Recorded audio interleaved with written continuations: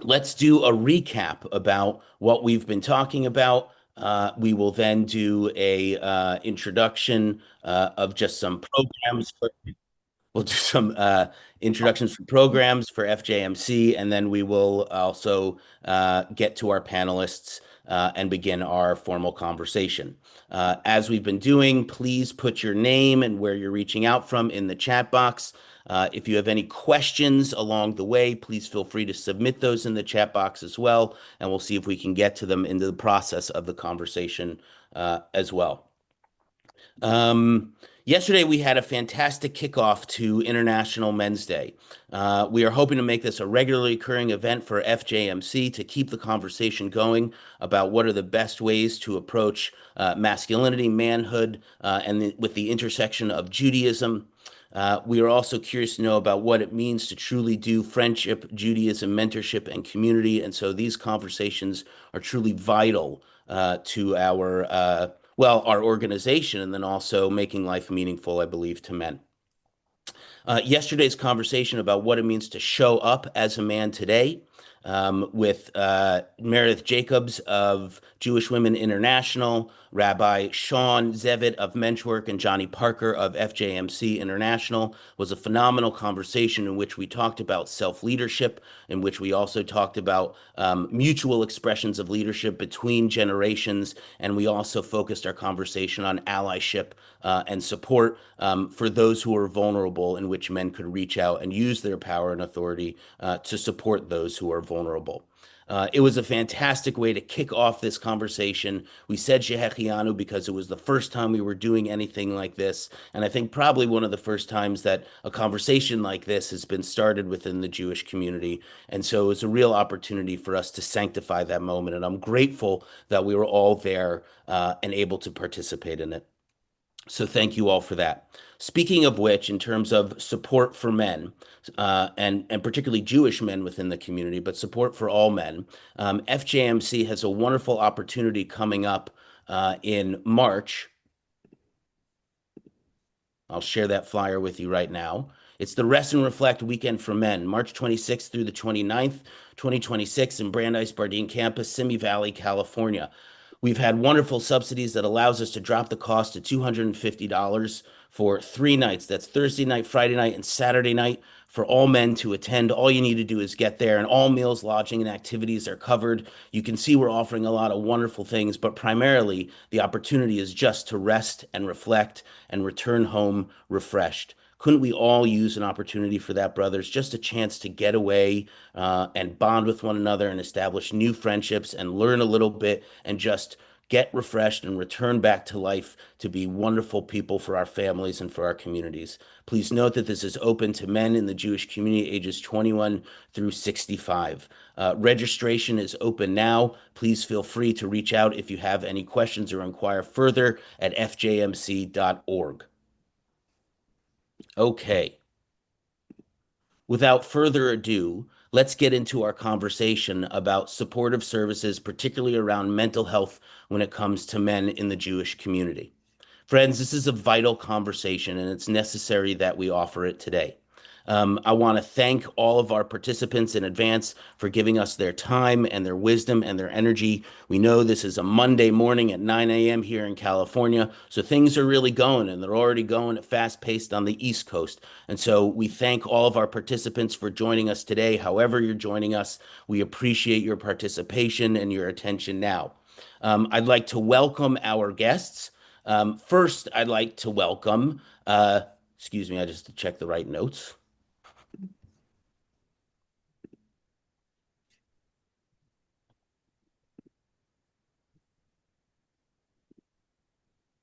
Okay. Our first guest is Dr. David McCarty-Caplan.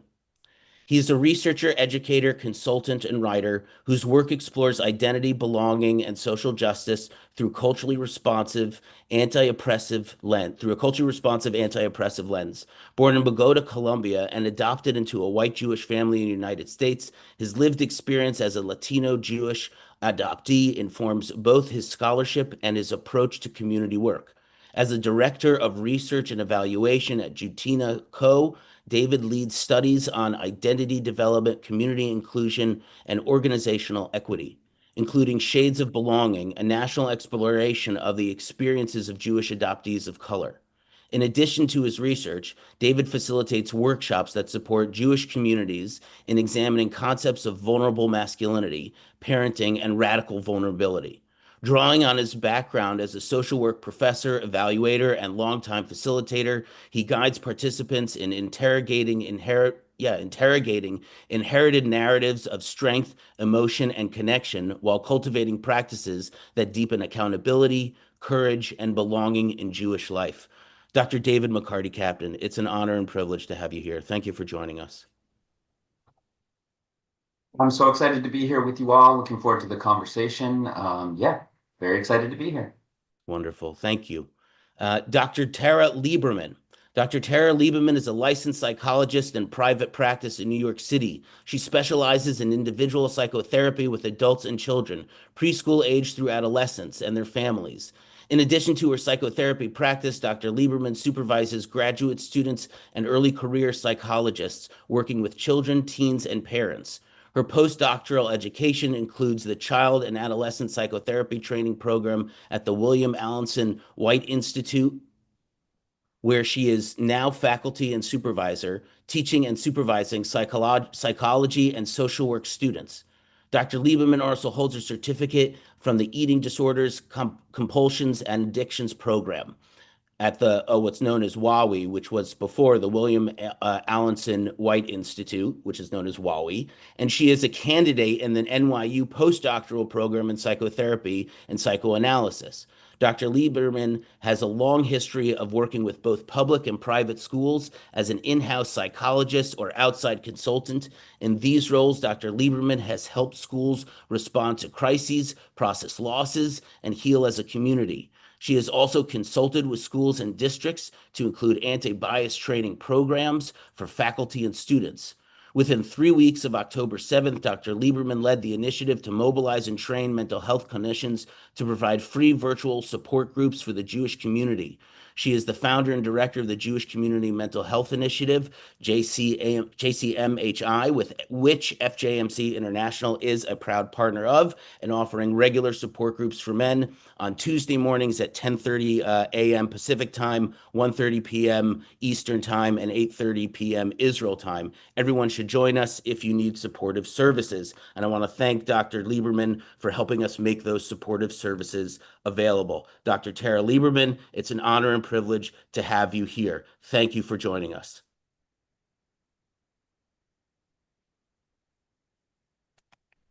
I think you're on mute.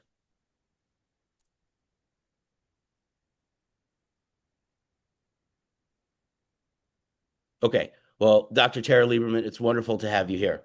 Our third and final, but certainly not least panelist is Dr. Gary Katz, who many of you know. He's an associate professor of psychology at California State University, Northridge, and a licensed psychologist here in California. In his academic life, he teaches courses on abnormal psychology, clinical psychology, and professional ethics. He was raised in East Brunswick, New Jersey, completed his undergraduate degree in psychology at Cornell University, his master's and PhD degree at the University of Pittsburgh, and spent his postdoctoral internship year at the University of Maryland Medical School in the Department of Development and Behavioral Pediatrics. Outside of his psychology, Dr. Katz is the past president of Temple Eitz Chaim in Thousand Oaks, California, and is currently the executive vice president of FJMC International, the international umbrella organization of more than 200 men's auxiliaries serving more than 14,000 men and women across the globe. In January 2025, Dr. Gary Katz was selected to serve as the Academic Engagement Network Fellow, where he works with academic faculty across the United States to engage, educate, and empower faculty and staff on university and college campuses. Dr. Katz is the founding member of the Matadors Against Anti-Semitism, a nascent group of faculty and staff on campus at CSUN. However, he is most proud to be husband of Lynn Katz and a father-in-law. Dr. Gary Katz, it's an honor and privilege to have you here as well. Thank you for joining us. Thank you very much, Kol HaKavod. All the honor to you as well, Rabbi Rauscher. It's been a phenomenal start, and I'm looking forward to today's discussion. Well, I very much appreciate that. I want to again thank all of our doctors for being here and for giving us their time and their wisdom. The question that we were addressing was based in the context of knowing that men are in deep need of supportive services. We know that men are in a relationship recession. We know that isolation is growing, not necessarily just physically, but also emotionally. Where is it that men do have places to be vulnerable? Do men often actively or proactively seek out supportive services when they do feel isolated? What does it look to practically offer those supportive services in the context of Jewish community? And how can the Jewish community help fight the isolation that men feel as a result of, well, let's say social media or the increased digital aids or even now AI services in which one can find companionship through AI? So here we are talking with three skilled doctors about what it means to really offer supportive services in the Jewish community for men. I want to pose that question to Dr. Tara Leiberman first, and then we'll hear from Dr. David McCarty-Caplan and then from Dr. Gary Katz, and the conversation will hopefully flow naturally. Welcome, everyone, to our conversation today. Dr. Leiberman. Thank you so much for having me here. I figured out my mute button. So I'm so glad to be able to have this dialogue together.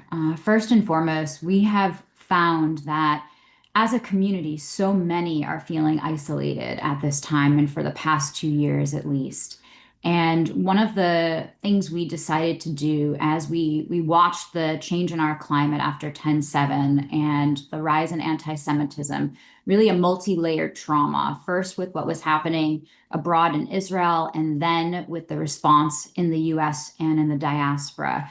We decided that we needed to address what we knew as psychologists would be mental health impacts of this multi-layered trauma.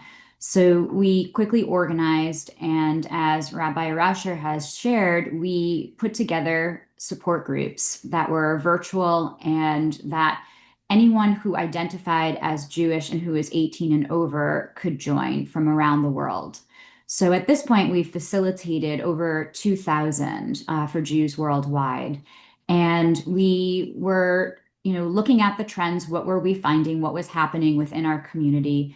And across the board, what we found was that there really was no language for processing these moments, and that it wasn't something people were coming in able to create a narrative about, able to create a story that could contain in some way or find some kind of narrative that would support processing this kind of stress and trauma that people were experiencing. So the process that we have found that works to do this is really within a group setting and gathering people together, because each person is bringing their perspective and their feelings, their experiences, and finding language that then together people can create the story rather than being told from the outside of our community what is happening to us. We know we need to generate that ourselves. And really, I think it takes a community. We're facing, a community-based trauma or identity-based hate as a community, and we really need to develop that kind of language as a community and process this together. And we were really also noticing that most of our groups were more heavily, women were joining more than men. And while we had men joining our groups, they were fewer and far between. And it was an issue that we started to observe. And very wonderfully, our partnership with this organization and with Rabbi Rauscher, we were able to develop an affinity group, which we had many of, but we had yet to develop an affinity group for men. And we together decided that this would be an important space. And now we, as Rabbi Rauscher shared, have a weekly group that is for men to come together. It's their affinity group, and to find support and create narratives and be able to find shared purpose. So I do think that that is a very important space to have. We still have men joining all of our groups. And what we also notice is that sometimes we need to be a little more direct and do check-ins and specifically ask if we're finding some of our men may be quieter in these groups. So that is another way we've been trying to engage men if they're in a group that is with women and men, and also trying to make sure we have an affinity group for our Jewish men at this time. That's wonderful, Tara. If I can call you Tara, Dr. Lieberman. Absolutely. Thank you. I appreciate that. I love how your main theme here is really just offering the direct services, whether it's the support groups in and of itself in a communal format, but even directly towards men in the context of the support group, knowing that they may be silent even in that type of forum. I think it should point all of us to remembering that, that type of outreach works even outside of the group format, right? That simply going up to someone and saying, "Hey, how are you doing?" and really meaning there and being there for them carries a lot. So thank you for reminding us of that. I appreciate you starting the conversation too. Thank you for taking that on your shoulders.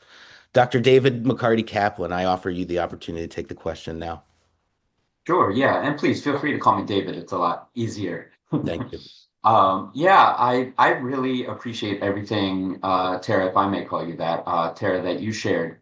I 100% agree that the biggest piece to this puzzle for me is how do we build community amongst Jewish men? For me, that's something that I've seen as a great challenge, both in my lived experience as a Jewish man and also in research and program evaluation in Jewish community spaces, where there seems to be a significant challenge in what Tara was suggesting, which is bringing Jewish men together. It just seems to be something that has a greater barrier to climb for Jewish men for a variety of reasons. And what I've seen in a lot of the work that I do in communal spaces is that when you find creative, practical ways to encourage these conversations that have less of that threat of a therapeutic looking environment. If you can make it fun or communal or familial in some way, you can really invite men to contribute in ways that otherwise might feel a little bit intimidating to them. And I think a big part of this is pushing back on generations of how I think many men in this country feel we need to show up in spaces, which is one in which we often don't understand how our own vulnerability allows other people to open up and share. And through that shared kind of vulnerable experience, we actually can connect with one another, build relationships with one another, which is what I think is the key to our own healing. And so we're in this moment right now, which is really challenging when I think the path forward is actually what many of us paradoxically believe is showing weakness or over vulnerability. And I think there's nothing farther from the truth. I think that the greatest strength we have as men is in the possibility of showing our vulnerability, which will not only allow us to connect with one another, but I think also a lot of the work that I do is how do we as men use our emotional experiences to connect with our partners, to be better parents? How do we ground this all through Jewish traditions and values in ways that really connect for men to recognize that the great beauty of our strength as partners, parents, brothers, sons, etc., actually can come from connecting with one another relationally. And that's a real challenge in Jewish communities these days because I feel like there aren't that many spaces where we can come together as men first to connect in that way. But I feel like we're building them now. Like I'm seeing a growth in these opportunities. And one thing I hope we dig into a little bit is how do we get beyond the initial excitement of who's already going to show up in these spaces and get to the folks that might be the second and third tier, those that may not feel comfortable showing up for a men's weekend, Right. those that may not feel comfortable jumping on a Zoom call to talk about how they're doing this week, right? I know a lot of guys that would really love and value those spaces, but honestly, they're scared. They're too nervous to Right. show up with people they don't know yet. And Right. so for me, I get excited about how do we bring in a broader swath of Jewish men to talk about things that I think really would benefit all of us and all our families. That's a beautiful sentiment. I think about a couple of things, or at least what you said resonated with me and reminded me of a couple of things. Every now and then you see a public service ad for, suicide prevention, and it particularly, includes men, and you don't really know who it's going to focus on until the end of the ad, and you always think it's the one who's having, a terrible time, and it's not the one. It's the one who's kind of masking all the pain that they're feeling, and you Yeah. wonder what's really going on. And may I add one thought there, Yeah, which I yeah, think is important to mention, right? So I'm a Colombian adopted Jew, so I'm a Latino Jewish person, right? yeah, And in a lot of the work that I do, I look at issues of race and racial identity and multicultural, multi-ethnic Jewish experiences. right. And there are unique challenges that different types of men face in different communities. So whether you're an older person or a younger person or a person of color or a Black Jewish person, a Latino Jewish person, an Asian Jewish person. Right. So all of us carry multitudes within us.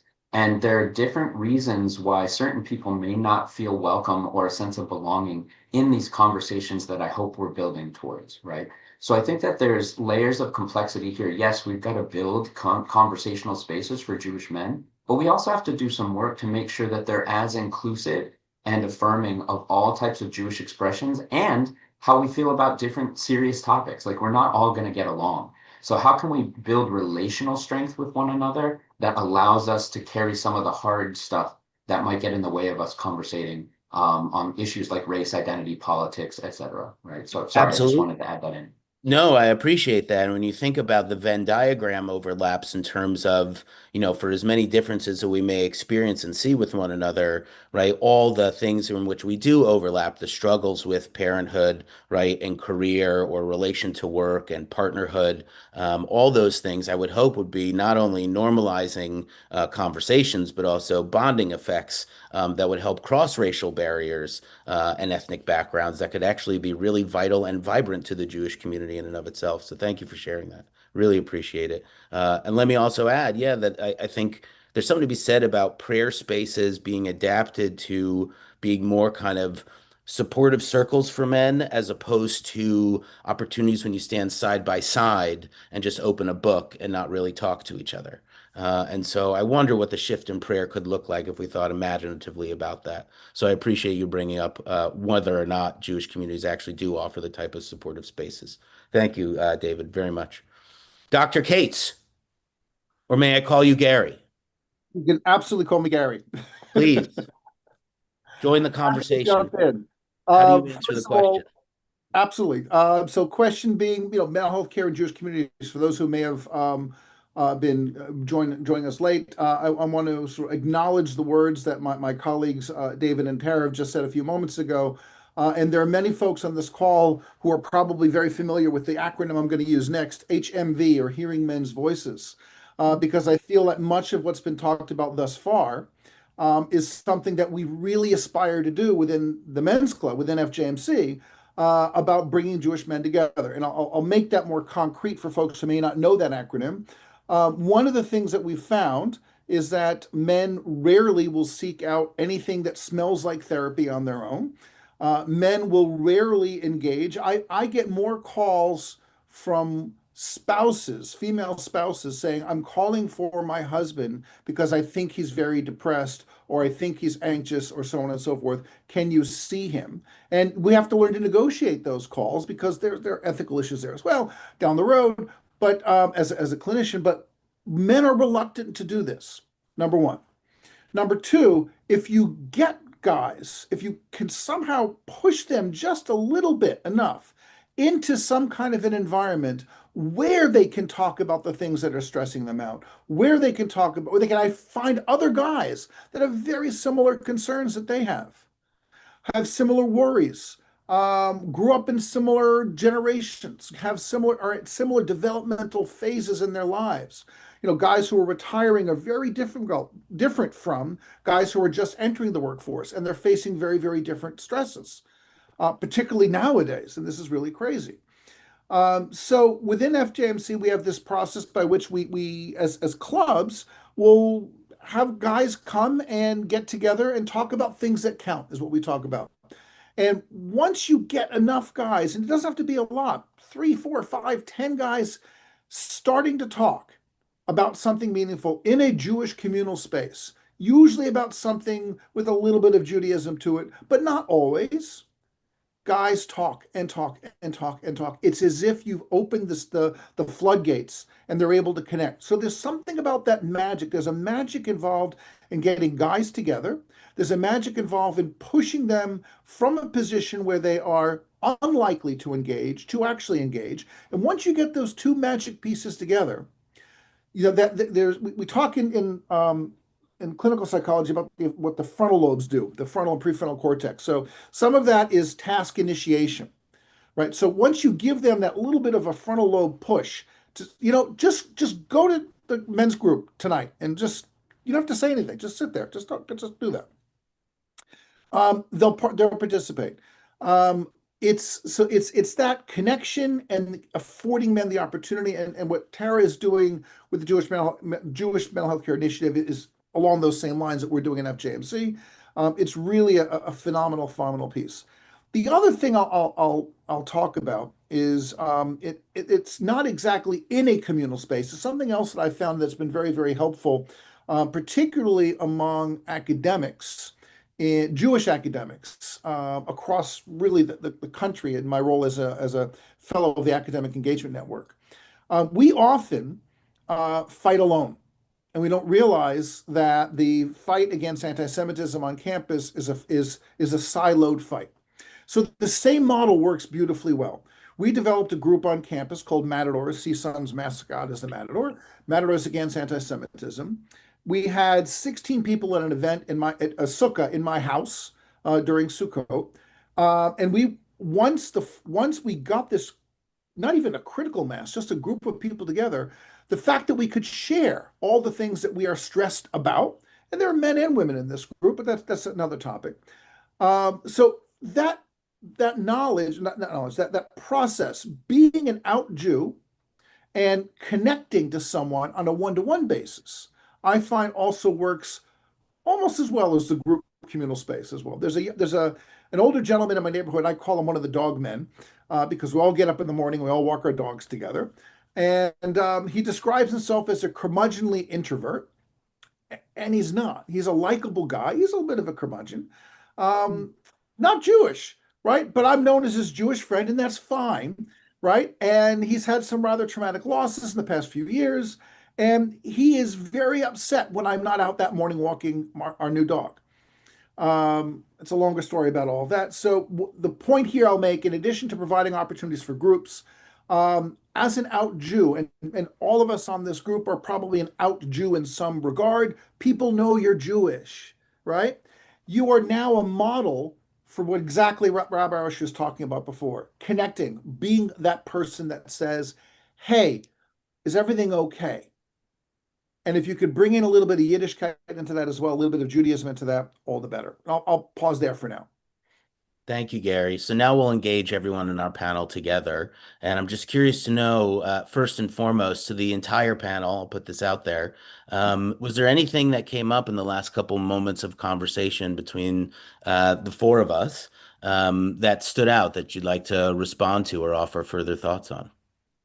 I would love to just respond to what Gary was saying about hearing men's voices. And I'm so glad to be in this forum right now because, I've been facilitating a group that is men and women. And, often what I hear from men, sometimes from an email or one-on-one, is they're not sure if what they're sharing is something of value or if it's something that others are engaging with. And what I am always surprised by is that what they are sharing is incredibly meaningful and it is adding so much to the group process. I mean, it is making it so much more rich and it's allowing very important perspectives to help create these joint narratives that our community needs so much. So that is something I'm just glad that you brought up, Gary. So, we really do need to hear men's voices. And I'm always so thrilled when we are able to have them in our group because they are adding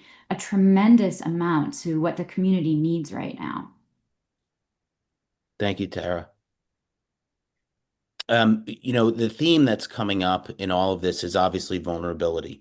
But not only vulnerability in the sense of men being able to be that vulnerable, right? But also, can men find safety in the receptacle for which their vulnerability exists, in a partner, in a community, I often think about, things that seem culturally pervasive towards men in our community that I fear for my own children about having nothing to do with the digital age, but things like a lone wolf mentality, or what's known in the mental health community. And I don't speak as a professional here, really just as a fanboy of the whole thing, but as the John Wayne syndrome in sense of, particularly, men who face deep trauma, like those who go to the military, or serve in high danger career professions like the police or firefighters, right, who develop this mentality of feeling no pain in order to go into battle regularly. And then that just carries with them into regular life, and they end up covering the pain in unhealthy ways. And I wonder if that also happens, to just men in general, us, being exposed to things, right, having been brought up with, this mentality of don't show your emotions, don't feel things, right? And then go out into the world and use that as a tool and then not be able to bring that back to our relationships, right? And I also think about that book, The Knight Who Wears Rusty Armor, right? Who has to take it off at the end. It's all a metaphor, right, for how he engages the world. And he's had this armor on for so long that it's just become rusted to him, and he has to find ways to ply it off. So, how do we create those opportunities for men, right? Knowing how difficult it is for them to reach out, knowing how few services are available within that grand spectrum. And I apologize for just kind of soapboxing this all to you, but how do we really give men the tools to take off the rusty armor in a way that they feel safe and seen? Yeah, I have a couple thoughts on that. I think that first of all, you're very on point, I think, in everything that I've seen working with Jewish men, that is a very common experience. That sense of having our defensive walls up seems to be something that a lot of men see as the burden that they have to carry in order to be strong for their family or be strong for themselves. And I think that there are generational challenges that change on that topic. So I think that there's something really interesting there working with older generations of Jewish men versus younger generations, certainly. Also, one thing that I've noticed a lot of interesting traction and conversation on is how do challenges with this topic relate to Jewish traditional burdens? And the one that I'm getting at here is I think a lot of us would agree that one of the greatest aspects of Judaism is how we look at every issue as one that is deserving of question and debate, right? How many ways can we look at the same thing and argue about it? And it's a lot of, it's so Jewish to ask more questions and to wrestle with God. And I love that part of Judaism. However, often I think a lot of men have taken that charge over the years as how they see themselves needing to show up in conversations that are challenging or debate. And I think that in moments where you're struggling emotionally, let's say with your family or with your friends or with your children, it doesn't always serve you to be a devil's advocate. It doesn't always serve you to argue more or ask more questions because it comes off as, first of all, emotional invulnerability or an unwillingness to actually dig into how you're feeling. And it simultaneously seems to often invalidate the concerns of the person you're speaking with because it seems like you're just often trying to argue a point without connecting to that person's experience, right? And so one thing that I think is super valuable for us to consider is the ways that Jewish culture or Jewish values or Jewish ways of expressing ourselves, particularly as men in this country, often get in the way of our ability to actually sit with our own experiences and to listen intently to people sharing with us their lived experiences in a way that actually allows us to connect emotionally. Mhm. And that's a real, real challenge if your whole life, and I know this because of my father, has definitely walked through life arguing as a way to be Jewish. And in his mind, he thinks he's connecting, right? But it always seems to come across to people that are trying to be present as a fight. You know what I mean? And especially as a parent, as a dad now, I'm really trying to push back on that myself, right? How can I sit with my kids and not debate how can I sit with them and honor their experiences in a way that actually allows them to show up and feel they can be safe with me? Because I'm trying to build Jewish men for the future that know how to connect with one another, right? And that's one challenge that I think we could really work on. Thank you, David. Beautiful, beautiful. Let me jump in. I love the metaphor, Robert, actually you have about rusty armor. And as you were talking about that, the need to take off this rusty armor, this armor that this poor man has carried around for decades, the generational trauma, the Jewish, however we want to define it, the rusty armor is rusty. And I remembered a lesson I learned from, I think it was a pre-doc supervisor I had.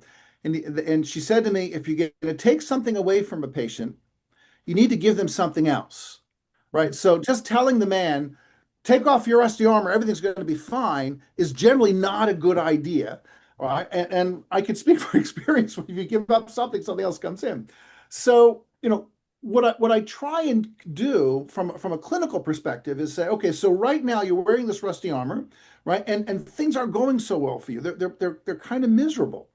Right. So if you take the rusty armor off, what could we provide in its place? So if you have the rusty armor, if you're arguing with your all of the people around you, like Dave was just talking about before, and I've seen many of those folks as well, both personally and professionally, then let's try something different instead.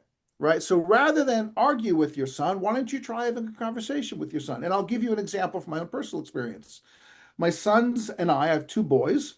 We're up about probably 6 years ago in my sister's-in-law house. We're having a little bit of bourbon. And my son looks at me, and my older boy looks at me and says, Dad, how come we can't change the Torah? I said, what do you mean by that? He said, well, why is chicken parmesan not allowed?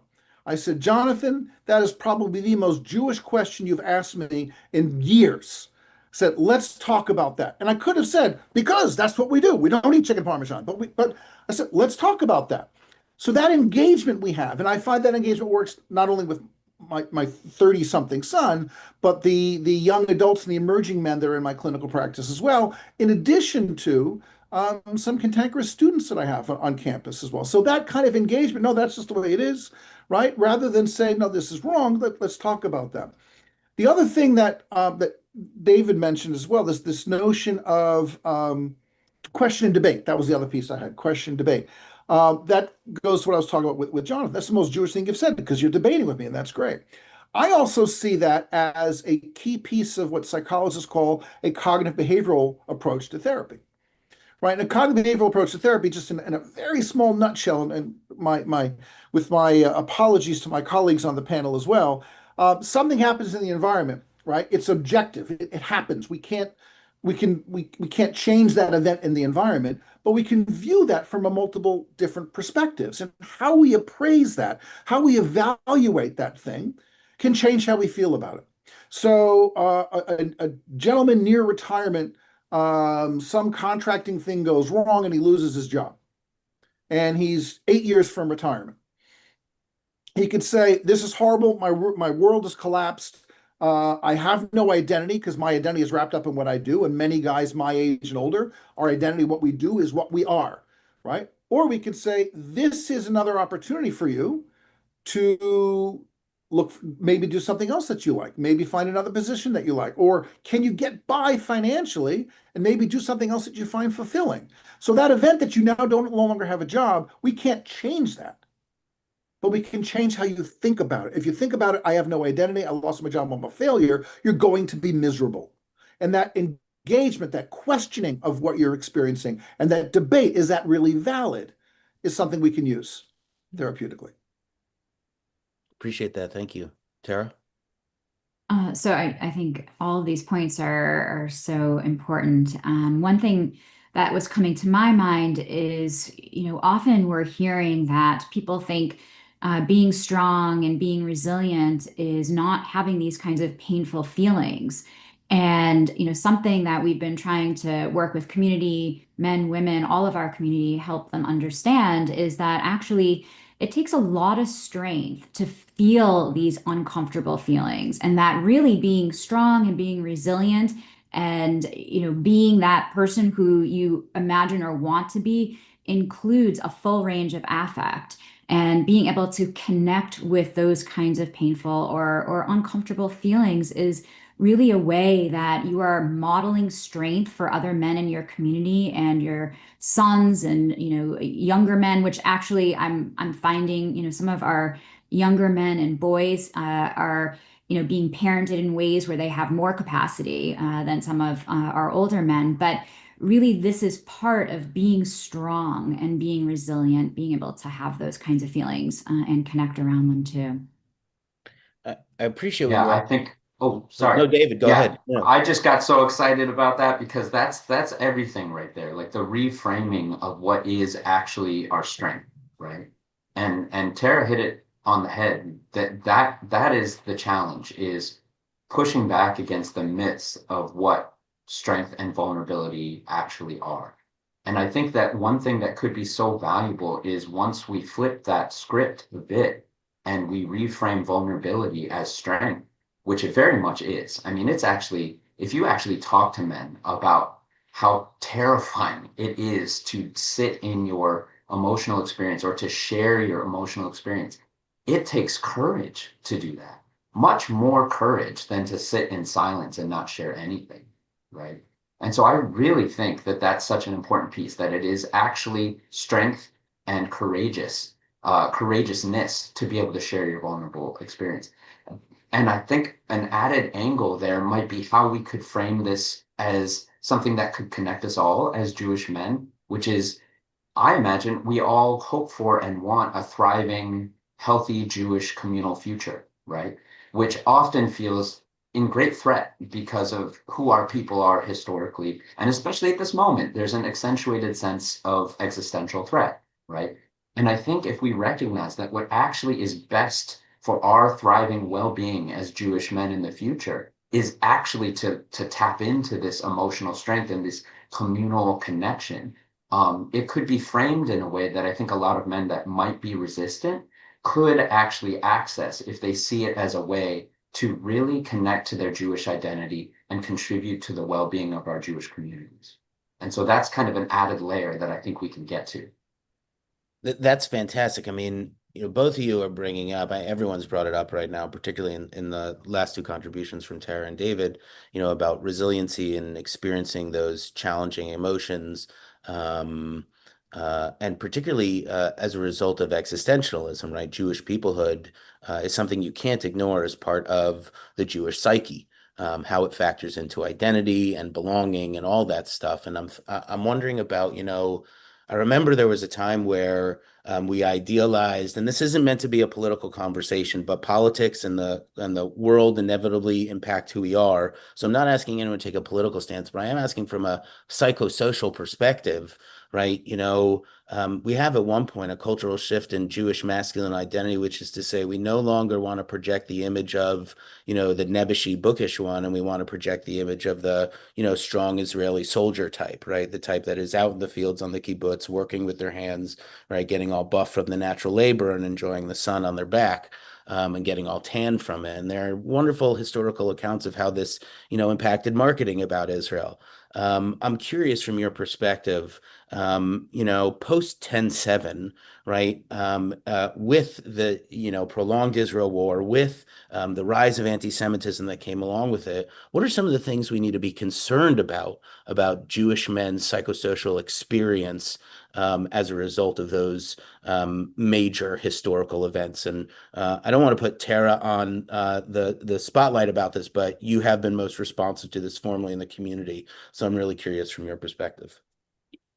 I mean, look, we're in very complicated times, and as a community, men, women, everyone in our community, we are very diverse. We carry multiple identities. David's been sharing about that, and I truly think we need to honor this complexity and recognize that when we come together, or when we're individually trying to process this time, we need to know that we're holding multiple feelings and experiences at once, that if we choose to only connect or attune to a part of ourselves or a part of our experience, or only want to be with others who think and feel exactly the same as that part of ourselves, we're doing ourselves a disservice. We are much stronger, whether individually or together as a community, if we're able to really deal with the complexity of this moment and of these moments that we've been in for 2 years and it's ongoing.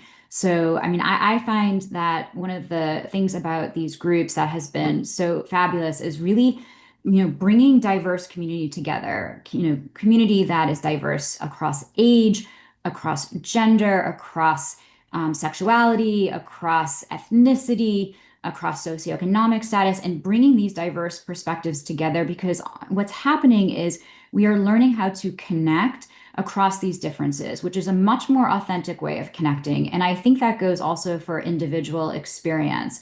If we are able to attune to all of these complex feelings and thoughts we're having, we will feel more like our authentic selves. It's not that it's easy, but I think when we do it through dialogue and we do it through shared experience, and we have supportive relationships to do that with, I think we really are on our way. And I think it's, this is such an important question, Noam. Thank you, Tara. I'd like to Please. chime in just briefly on Tara's comments. This is one of those, my youngest son did improv, and there's always a yes and moment, right? So yes and what Tara is just saying. I think we also need to keep in mind that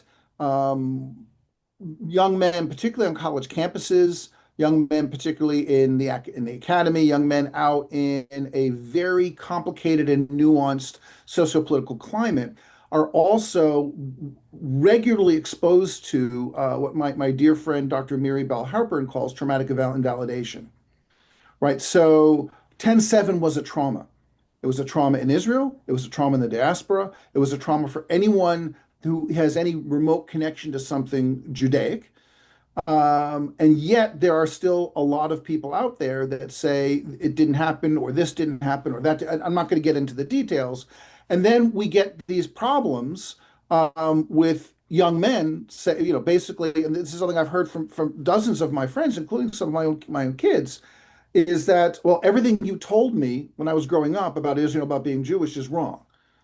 Right. And that invalidation of what's gone on is something that also causes additional stress. When someone says, no, that didn't happen, or this didn't happen, or that didn't happen, or whatever, I'm not going to delve into that rabbit hole right now. But this notion that people are out there actively trying to defy and redefine what happened on 10/7 to Jews is a stressor in and of itself. And that stressor runs across the whole spectrum of the socio-political environment that Jews live in the diaspora and in Israel as well.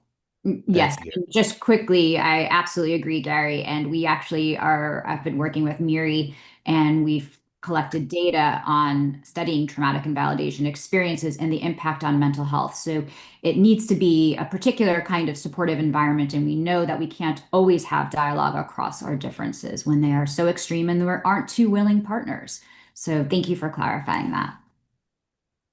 Can I add a thought on this? First of all, y'all are bringing up some wonderful things. You got my brain firing all over the place. So this is very exciting. Okay. There are two things that popped up. I'm going to see if I can wrap my head around both of them in a reasonable amount of time. Tara, you were talking about kind of the need for people to be able to, or at least to feel like they can show up as their authentic self, right? In order to have conversations that are true to them or true to their experiences. I think about this all the time, and Gabor Mate talks about the challenge between authenticity and relationship. And this is something that I think could benefit us all to kind of try and wrap our heads around. The general idea on this kind of concept is that often the authentic expression we may have comes into tension with the relationships around us.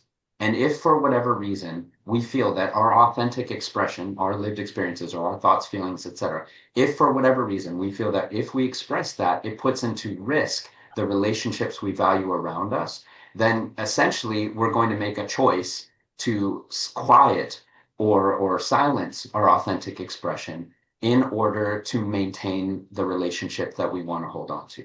And as an adoptee, I think about this all the time. It's very important in adoptee consciousness and research to understand this idea. In this context, I think it's really valuable because one thing I've seen a lot is Jewish men and Jewish communities more broadly are, in my opinion and in my experience, not maybe not for everyone, but I think many of us are afraid or scared that we're going to be told we're not Jewish enough or we're not welcome in Jewish spaces if we express our conflict, if we express our upset around things, particularly Gaza, Israel, etc., but really anything that means a lot to us. And if for whatever reason we feel that we will not be welcomed or seen as a Jewish person or as Jewish enough, we're going to quiet those feelings in order to try and hold on to the community, that the relationships that we want, right?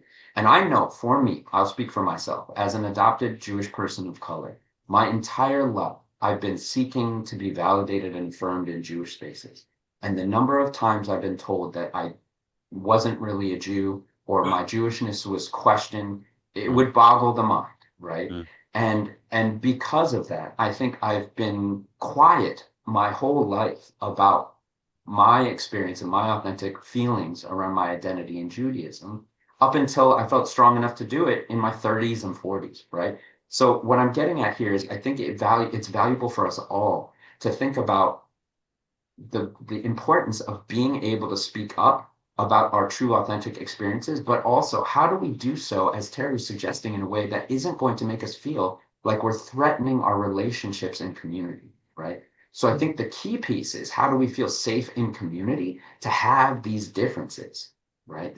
If we feel it's going to be a threat, right? And the second thing, which I'll throw out there because I think it's a really cool concept, is the idea of the edge effect, which is essentially, I think it comes from biological sciences, but anyway, basically the idea is when you have two environmental environments coming into contact with each other, let's say the jungle and forest, or jungle and the beach, right? At the moment when those two environments intersect is actually where the most life occurs, right? It's where diversity, two different things, beach and jungle, come into contact. When they come into contact with each other, great things happen. And I love applying this to social sciences and to our worlds as Jewish people, because to me, it suggests that when we find our differences and we actually come together at this moment of intersection, it's actually where we can flourish and thrive the most. We can create the most energy through acknowledging our differences and figuring out how to work together through them.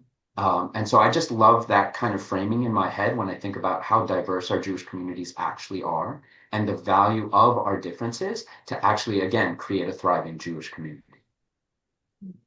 There's a wonderful piece in the Talmud, and I won't get preachy on this, but maybe you've heard it before. Everyone on the call I refer to, but it's between Rish Lakish and Rabbi Yochanan, who come from very different backgrounds. One's a thief, one's a scholar, and they go through this journey of studying together and becoming what's known as a chavruta, a study pair, right? At the root of it is friends. And the best part about it is that they actually become family as a result. Rish Lakish marries Rabbi Yochanan's sister-in-law. And unfortunately, along the way, something gets lost. Like they go through this exploration of truth in which they actually build a strong relationship with one another, but something's lost along the way. They forget something, and the relationship is torn by a simple kind of insult fest between one another in which they don't care for each other.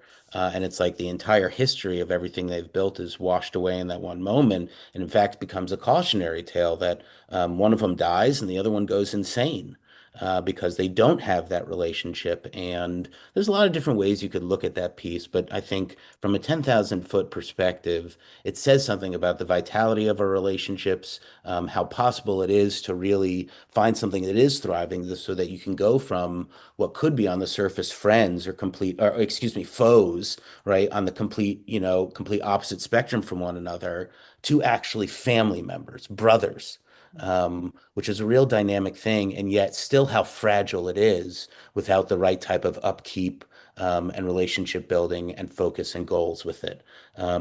So thank you for all bringing that up. I really appreciate it, and addressing a sensitive question that I think is really vital to our thriving today, given everything that's going on. So thank you. A very practical question was posed in the chat that I want to get to, and given that the time is short, I wonder if we could address it briefly, and then we'll get to conclusions about things. So we'll do the on one foot answer, as per the Jewish tradition would hold, the elevator pitch for what you would say in terms of this answer. I'll read it now. This comes from Jerry Brodsky in Cleveland. Would you say that it's kind of cut off here by the comment thing? Would you say that of the most vulnerable issues men struggle with is, am I raising my child in a manner that will help them reach their potential in every way? And would you agree that we all raise our children differently and that we can't be sure what the future indeed holds for our children? A guy is going to think it's his fault if his child falls into addictions, for instance. Your thoughts? On one foot. Anyone feel comfortable going first? I'll jump in first. I think a big area that is still being researched, but I think is under researched, is something is known as resiliency. I think we need, if you can raise your kids with a fair amount of resiliency, however the environment changes when they get older, they'll be better than kids that are more brittle. Still standing on one foot, I would say that guys, I take too much responsibility for how their kids turn out, right? So I had a father in my practice many, many years ago whose son came out gay. And he said, I don't know what I did to end up with a gay son. And we spent months on that. And that's not the only time I've heard that phrase. So kids bring something to the table, parents bring something to the table, and the dynamic that comes out of that produces your kid. Right. And it wasn't really until the 80s that people realized that that's a bidirectional influence in the field of psychology. I'll get off my one foot now. Thank you, Gary. Anyone else? The only thing I may share quickly is that, I think this is a very common experience that parents have, and whether you're a mom or a dad or another caregiver. And what I like to think about and hold in mind with parents I work with is that there is always more opportunity. So parenting is a lifelong process. And, if you feel like things are, you're struggling in how the interaction is going, then you can, seek support or help, and you have more opportunities. So think of it as, an ongoing process that is evolving in a living process that you have some sense of agency around. Thank you, Tara. David. Yeah, I would say I really appreciate what my colleague shared. I would also say, for me, when I used to work in a lot of addiction areas, and for me, I've always liked looking at struggles with substance use kind of as the opposite of connection and relationship. And so I think that, for example, that challenge or that outcome to me suggests that what would be valuable speaking to that person or that child's experience would be examining, do they feel safe in relationships? Who are they connected to? Who can they go to in moments of need or support? Often for me, it seems that addiction and substance use is an escape, is a effort to numb previous hurts in some form or another. And so I look at that raising two young kids right now, and in my experience and the research I've done related to that work, for me, my goal is to work as much as I can to authentically relate to my children in a way, like I was suggesting, that leans into the idea that my vulnerability will encourage their strength.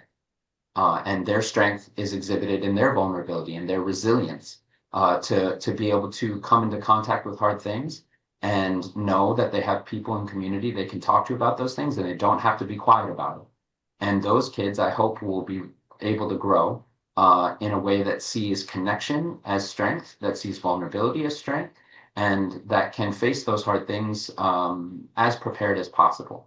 And we can't avoid everything. And I'm sure they'll go to therapy about me at some point in the future. That's fine too. But that's just the burden of being a dad, you know. And That's how you know honestly, you're I feel doing it like right. my kids, exactly, and I feel like my kids are actually teaching me how to be more resilient by showing me how to show up. So yeah, definitely goes both ways. Well, thank you, friends. We're going to wrap up, but I did want to pose one more question to you, which is to say, and we'll be brief in this too, but imagine, you were on the street and you ran into someone who looked familiar, but you could tell that something was off and you were concerned about their mental health and spiritual well-being. What would it be that you would say to them briefly, just in that moment, knowing you had some other place to go and they had some other place to go, but that moment of connection, whatever it was, that 30 seconds was really sacred to say whatever it was, what would it be? Who wants to go first? We'll go in reverse order. David, Tara, and then Gary. Oh man, this is somebody we know, yeah? Yeah, yeah. Um, I would probably start by expressing as directly and as honestly as possible, looking into their eyes and letting them know how glad I am to see them, how good it feels to be able to reconnect, um, that I am genuinely curious about how life has been for them, and that I hope we can find time to sit down and actually get into a conversation about it. And that I Thank will you, David. follow up with them to make sure that that happens. Thank you, David. Tara? I think that's beautiful and perfect. If I don't know if I have any exact words to add to that, aside from something that I have found as a psychologist, that it is actually really good to lean into what you may see, what's visible, so that people understand that there's nothing too scary or too bad to talk about, and that you're open and available to do that with someone. So I think somehow conveying that, which I think David did, but sometimes we need to be explicit even more. So Thank you, Tara. Gary? So, yes, and to what my colleague said before, two questions I would ask. One is, are you safe? And two is, can we get together sometime soon? And the safety question, I do a lot, every class that I teach, undergrad and grad, I try and do a little bit of suicide prevention. What you can do is you can ask someone, are you, when you say, are you safe? Have you thought about harming yourself? Have you had any thoughts of harming yourself? Right? And that's a scary question to ask because I'll be what I'll tell everyone on this call right now is no one will look at you and say with the response, I haven't thought about that, but that's a really good idea. That just does not happen. Right? When you make that entree, when you do, to use what David was saying, but when you are vulnerable, when you're asking a very difficult question and you're sort of conveying to that person across the sidewalk with you that they can be vulnerable and they can be safe with you, and you're taking their concerns seriously, you might be that one person that prevents something very horrible from happening. Thank you for that, Gary. I want to thank you all of our guests, Dr. Gary Katz, Dr. David McCarty-Caplan, and Dr. Tara Leiberman for joining us today and sharing of their time and their wisdom and their expertise so generously, particularly in very practical ways. Thank you all so much. We've had a really deep hour here, and I want to thank all of our guests for sticking with us throughout it, and anyone who in live stream who's joining us that I can't necessarily see. Thank you for joining us. This meeting has been recorded and will be available for anyone who would like to see. I would like to point out that we put a link to our evaluation form for these events in the chat. So please remember to click on that and share your feedback about this event or other events that you attend for the International Men's Day set of gatherings. I also want to do a bit of promotion just for the rest of our gatherings for the rest of the week, and then a final charge to our participants today. So this was a wonderful conversation. Tomorrow, November 18th at 9 a.m. Pacific time, 12 p.m. Eastern time, 5 p.m. UK, and 7 p.m. Israel, we have a conversation on being a partner today with Oren Jacobson, founder of Men for Choice, Rabbi Ellen Wolnitz Fields, Executive Director for Women's League of Conservative Judaism, Rabbi Oliver Joseph, Rabbi in Masorti Olami, UK, and then Rabbi Ari Sachs of the Interfaithing podcast. And then tomorrow, We have, excuse me, also tomorrow, but at 10:30 a.m., 1:30 p.m., and then 8:30 p.m. in Israel, we have what does it mean to be for Jewish men to be committed to allyship and equity with Rachel Gildener, the executive director of the SRE Network, Jerry Brodsky of FJMC, and Rabbi Daphne Laser Price, executive director of Jewish Feminist Orthodox Alliance. And then finally, on Wednesday, concluding on International Men's Day, actually is our global men's meetup of community across time zones, in which we'll share our closing reflections and thoughts that we've learned from this experience. So now that I've been able to share those opportunities with you, friends, and remember, if you registered once, your link should work for all the events. So don't worry about registering again. But here's the challenge I want to pose to all of our participants.